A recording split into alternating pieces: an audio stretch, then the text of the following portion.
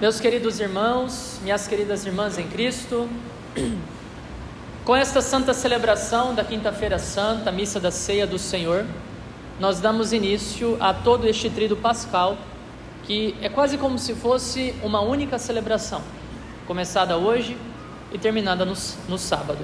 Começa hoje, continua amanhã e termina no sábado.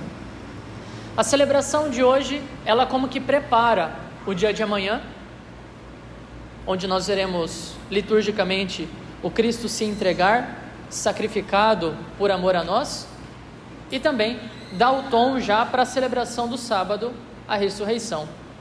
E é por causa da ressurreição que nós estamos aqui celebrando hoje esta Santa Missa. É porque Cristo ressuscitou que vale a pena, que continua valendo a pena celebrar a liturgia, celebrar a Santa Missa.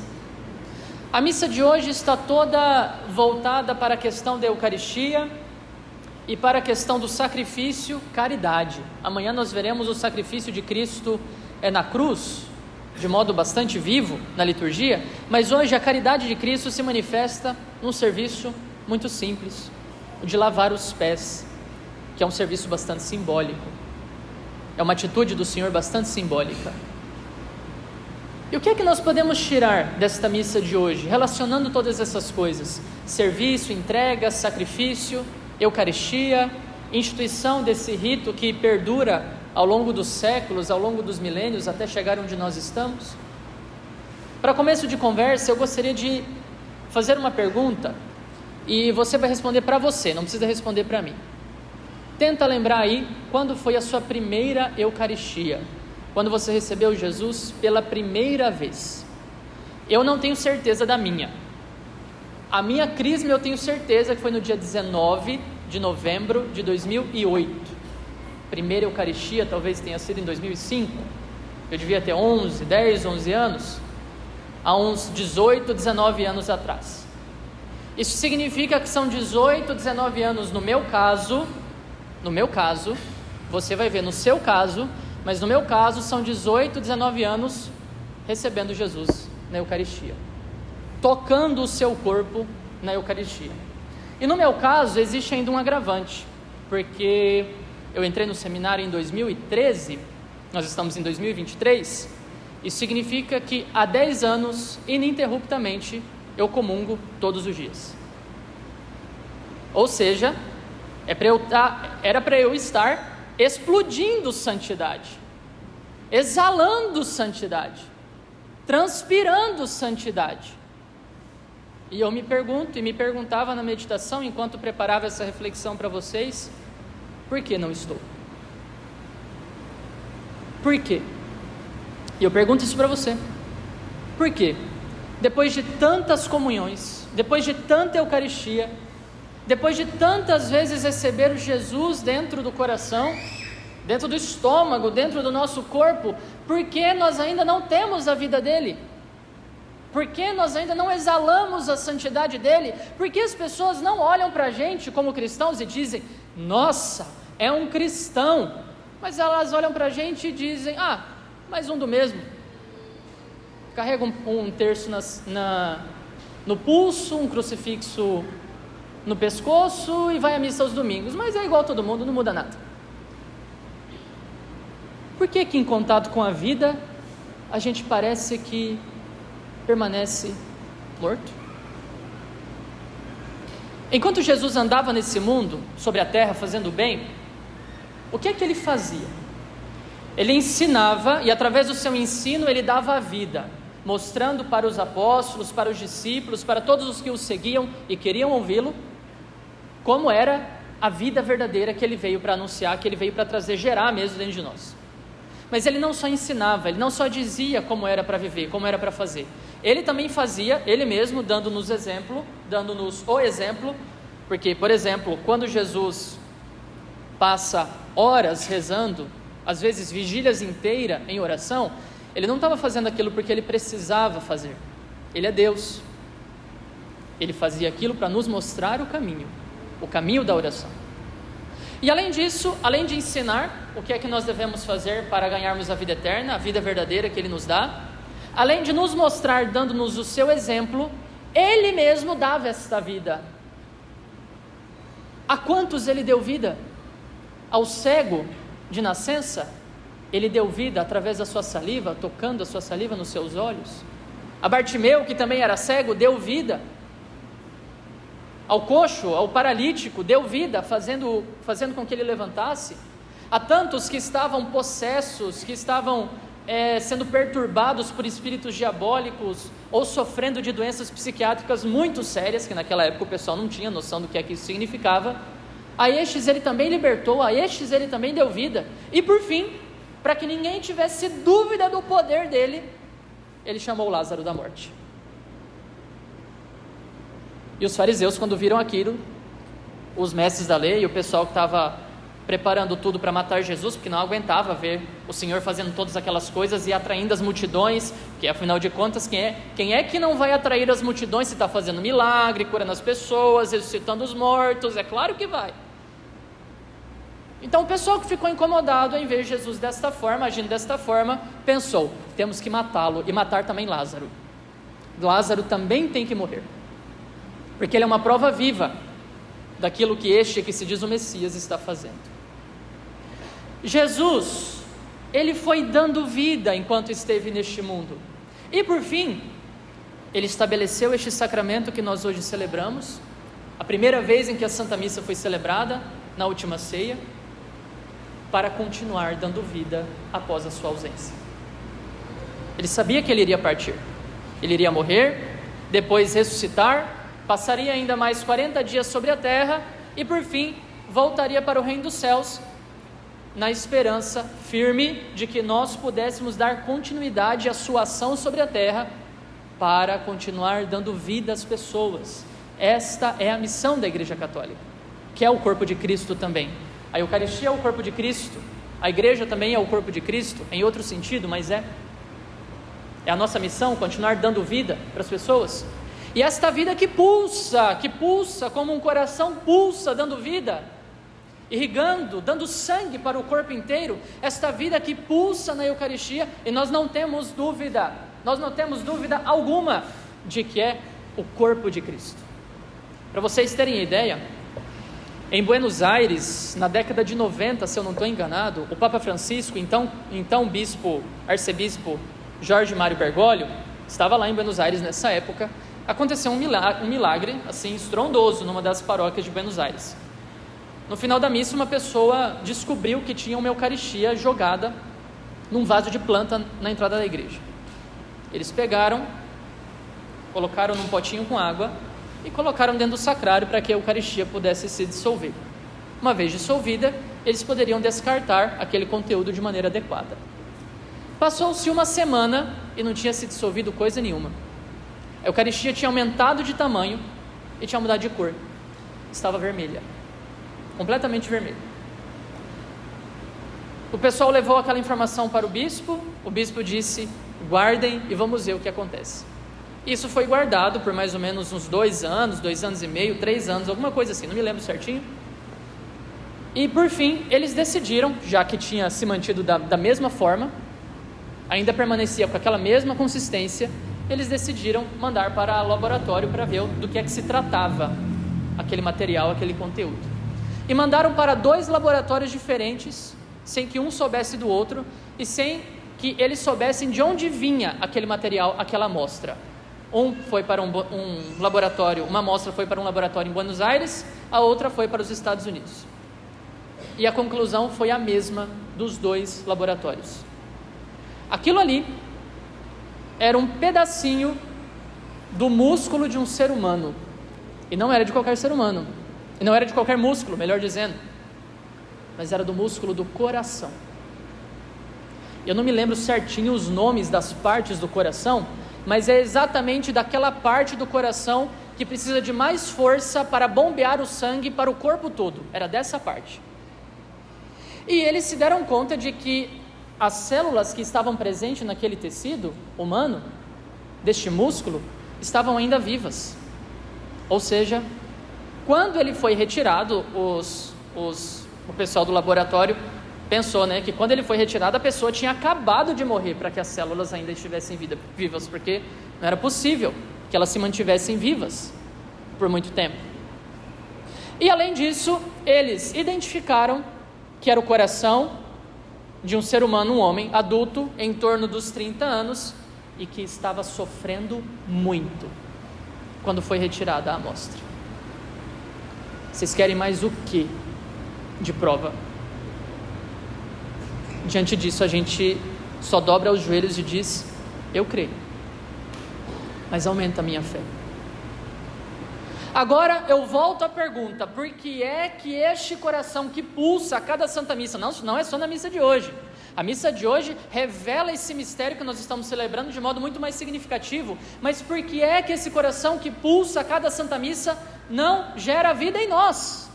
Esse é o problema. Por que é que nós continuamos na mesmice?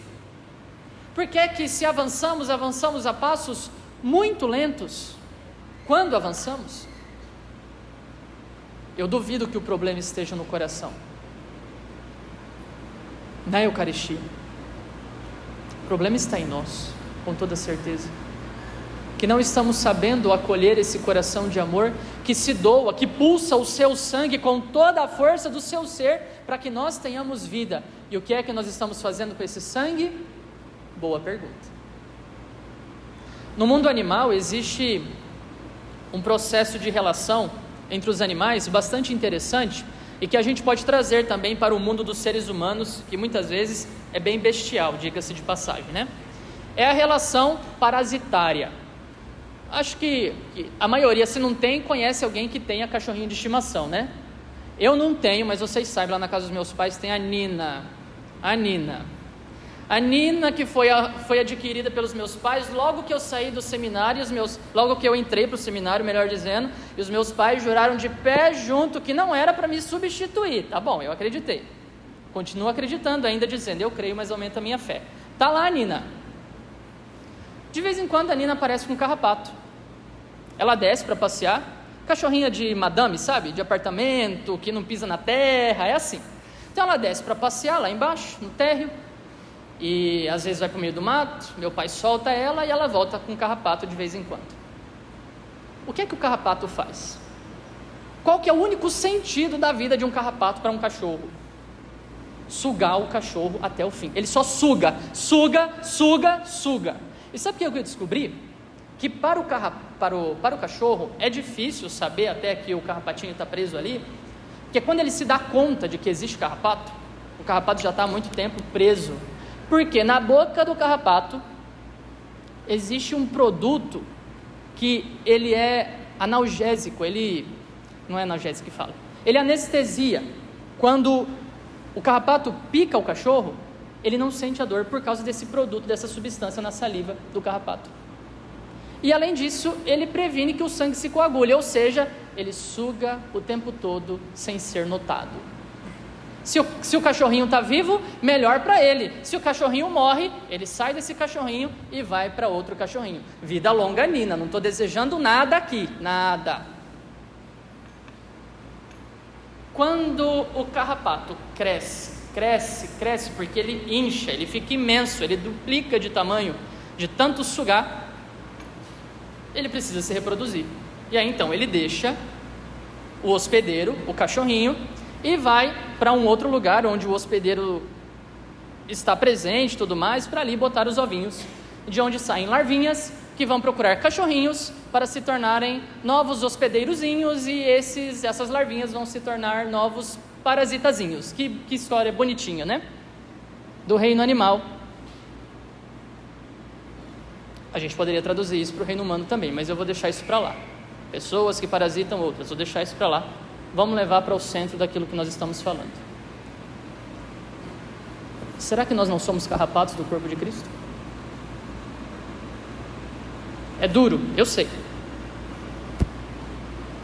Mas se a gente se relaciona com o corpo de Cristo, apenas na medida em que nós queremos sugar desse corpo, só sugar, sem estar nem um pouco preocupado com o corpo, apenas conosco mesmos, não é de se estranhar, não é de se espantar o fato de que a vida divina não cresce em nós. Aqui existe um corpo de uma pessoa divina, não humana, divina. Nós somos pessoas humanas. E diante do corpo de uma pessoa, nós precisamos ter a atitude de querer nos relacionarmos com esta pessoa. E a vida vem desta relação.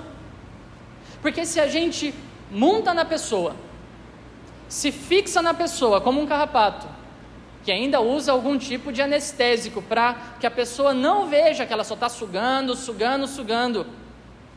emocionalmente, sugando psicologicamente, sugando espiritualmente, sugando financeiramente, por aí vai. Que vida é essa nossa? Se o hospedeiro morrer, acabou para nós. O nosso hospedeiro aqui, nesse caso, Cristo, se nós estamos com esse tipo de relação, ele não morre mais, mas nós podemos morrer. Se continuarmos nesse tipo de relação, nós podemos morrer. Porque embora o sangue possa estar passando, nós o estamos tratando de qualquer jeito. Embora o sangue até entre, o preciosíssimo sangue de nosso Senhor Jesus Cristo, embora ele até entre dentro de nós, até entre em nós, não está servindo para nada. Não está nos alimentando verdadeiramente. Não está nos transformando verdadeiramente. E por isso continuamos na mesmice, não vamos para frente. Isso significa, meus irmãos, que receber a Eucaristia não é um ato mágico, do tipo, vou comungar e vou sair da igreja pleno, forte, capaz de enfrentar a tudo e a todos e agora vai dar tudo certo. Não, isso aí você vai na benzedeira. E não estou dizendo que vai dar certo, hein? Com a Eucaristia é diferente. Com a Eucaristia, a gente se une a ela, e na medida em que ela se doa a nós, o que é que nós devemos fazer? Nos doar de volta. Vejam que, por isso, faz todo sentido que na mesma missa, na mesma liturgia da Quinta-feira Santa, nós estejamos celebrando a instituição da Eucaristia, algo sublime, para logo em seguida, no meio disso tudo, fazer a representação do lava-pés. Como assim? Parece que as coisas não se encaixam, né? Muito pelo contrário, se encaixam sim. Quem recebe o corpo de Cristo precisa estar disponível para lavar o pé do seu irmão. É preciso se sacrificar, é preciso se doar, é preciso se entregar. Senão nós permaneceremos carrapatos no corpo de Cristo. Eu acho que ninguém quer ser carrapato, né? E eu vou falar uma novidade para vocês. No céu só entra gente, carrapato não entra no céu.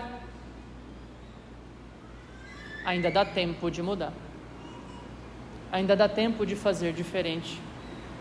Para que possamos, recebendo este corpo que gera vida, ter de fato uma vida gerada dentro de nós.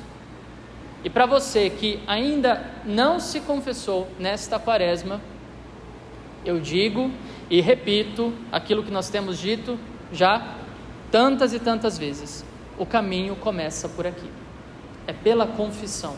Quando nós admitimos, em outras palavras, que nós só estamos sugando do corpo de Cristo, fazendo com Cristo que nós achamos ser o melhor na nossa concepção, na nossa visão, enquanto nós deveríamos estar com os ouvidos muito abertos e muito atentos, prestando atenção nas palavras que Ele tem para nos dizer. E isso é desejo do Pai, hein? Quando Jesus foi batizado, lá no início da sua pregação pública, o Pai disse: este é o meu Filho amado, em quem eu ponho todo o meu agrado, todo o meu querer, escutai-o. Confessar-se, escutar a Cristo na oração e viver bem o sacramento da Eucaristia, sim, no meio disso tudo e a partir disso tudo, nós podemos começar a ter vida, se quisermos de fato nos doar, com toda certeza. E não precisa inventar nada para se doar, para se entregar, para amar.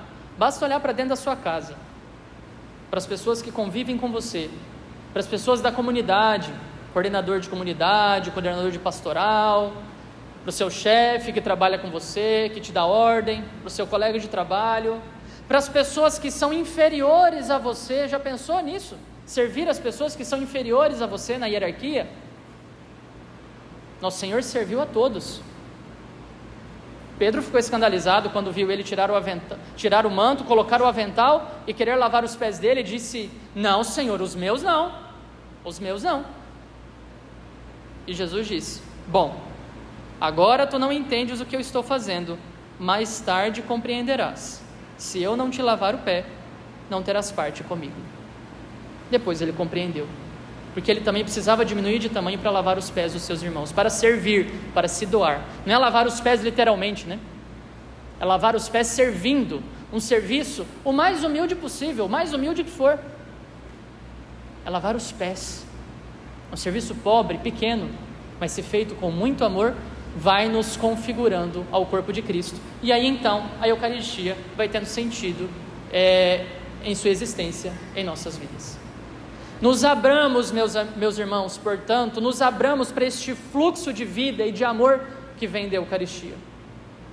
Não queiramos mais tantos e tantos anos, tantas e tantas missas, recebendo o corpo de Cristo, sem nenhuma mudança. Pior ainda receber o corpo de Cristo em pecado mortal, muito pior.